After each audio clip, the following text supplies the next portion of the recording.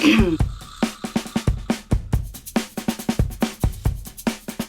there! Today I'm going to give you my 5 top tips for solo traveling. I actually didn't solo travel until this past year, and I'm so glad I did. It's now one of my favorite ways to travel. It's really nice just being able to do whatever you want to do, and you can do anything you want and you don't have to worry about what anyone else wants to do. It's really nice. So here we go, my 5 top tips. Number 1. Meet people. Actually, I think one of the main things to note is that when you're traveling by yourself, you're never actually alone. There are people around everywhere, and there are a lot of other people who are traveling alone who also want to meet people. It's definitely good to try and make friends. Some of the easiest ways to do that, if you're staying at a hostel, it's really easy to meet people. Everyone is kind of in a similar mindset, and people are just very open to meeting others, I've found. If you're staying in a shared room, a dorm room, it's easy to meet people there. Also, most hostels have happy hours or certain events at the hostel, like free dinners or things like that. Those are excellent places to meet people.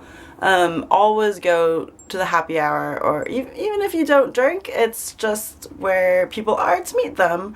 Most hostels also have walking tours, at least in Europe. They offer walking tours that start from the hostel, and those are a great way to meet people. Now, I'm kind of like, the actual walking tour itself, I like them. It really depends on the guide, and sometimes the guide is amazing. I went on some really good ones, like especially in Berlin. Everyone I talked to that did a walking tour in Berlin had a fabulous time and learned a lot of information, but anyways, it's also good to know that the walking tours aren't really free. Because the tour guides work on tips, so they do encourage you to tip. So just remember that sometimes they're not that great and they're not actually free, but they're a really, really good place to meet people, and you can make friends and then go out with them later that night or go exploring after the tour is over. Alright, number 2 tip, look confident. When you're walking around, I think actually solo travelers have an advantage because you can blend in a little bit easier. If you look confident and you look like you know where you're going, people will just assume that you do know where you're going. Yeah, I think just like look confident, like act like you know what you're doing, and that goes a long way. And I think people like won't mess with you, and yeah, like I said, I think you can blend in easier. This is not a foolproof plan, but it can't hurt. It always looks better to pretend like you know what you're doing at least. My number 3 tip, be safe. Obviously, I mean, that goes without being said, but sometimes you have to say it. This goes along with the look confident thing, just be aware. I think be safe, but like be extra aware. Be aware of your surroundings, always be on the lookout. Don't be like looking down at maps or your phone while you're walking around. Just be aware of the people around you, your surroundings. I think that goes a long way for being safe. But when you're by yourself, I think it's perfectly safe, but there's a lot of opportunity to feel more unsafe when you're not with other people. And I think the main thing is trust your instincts. Probably don't go places alone by yourself at night, especially if it's kind of an unsafe area, and especially if you don't speak the language, and especially if you don't know where you're going. Just use common sense, mainly. Again, if you make friends, like tip number 1, then when you're going out at night, you can plan on going with other people so that you don't have to worry. When you're traveling alone on a train or a bus, it's definitely harder because you don't have anyone to like watch your back, like watch your stuff. If you have locks, you can lock your bag to the luggage rack. You can keep all of your documents on you if you have a like a money belt. I actually didn't use a money belt. I just put things in a purse, and I have like a crossbody purse, and I would just, if I felt it was an unsafe situation, I would keep that on me and like hold it over my lap and like put my scarf over my purse, because my scarf, I use it as like a blanket on the train as well. So kind of just like put that over my body, and I feel like I was protecting it. Have your stuff in sight somewhere, or have it locked up, or to have it on you. I mean, you can never be too cautious with that kind of thing. Again, though, I mean, I feel like you want to try and blend in a little bit, so don't look like too obvious that you're really panicked about your stuff. Just try and play it off cool, like, no, you know, nonchalant, like you're just an average traveler and you're just trying to protect your regular belongings. You don't want to bring attention to the fact that you have every important document you need in one little spot.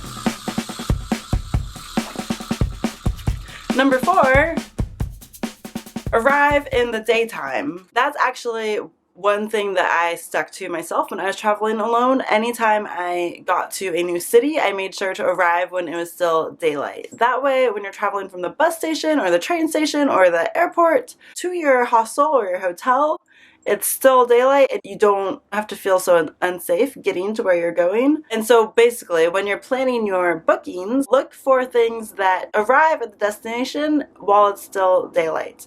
I mean, that's easier said than done sometimes if you are looking for the cheapest deals. But if you plan a little bit ahead, it's not that hard to do. You might have to like take a really early flight or bus. But I definitely feel like when you're traveling alone, it's really worth it to get somewhere in daylight, because then you don't have to worry so much about getting somewhere. Especially if you're traveling on a budget and you're taking public transportation everywhere or you're walking places. I think it just puts your mind at ease. It's nice to get to like the hostel in the daytime so that you can go to the happy hour that night.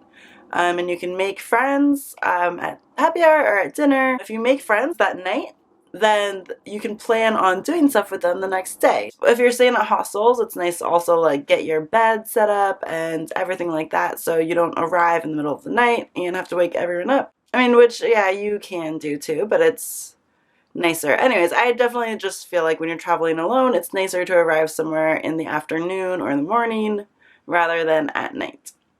So it's just something to think about. Alright, number 5. Be positive and open. That is the top tip I would say for traveling alone, is just be positive, be optimistic, and be open to new experiences.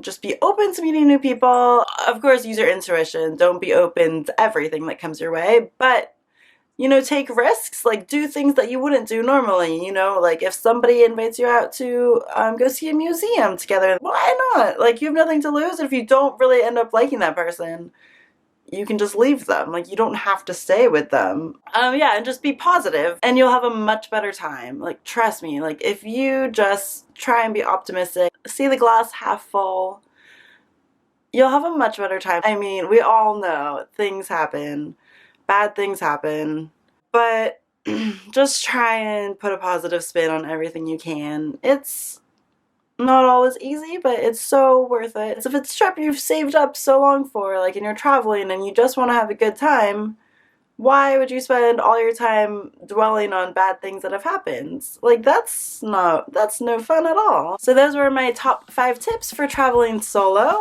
Let me know if you have any specific questions about traveling solo. Put it in the comments below and I will answer them. Or you can tweet me or ask me on Instagram. I have all those things. And they're all linked below. And I look forward to seeing you again, and happy travels! You can meet other travelers very easily if you're in a foreign country where people don't speak the language you speak.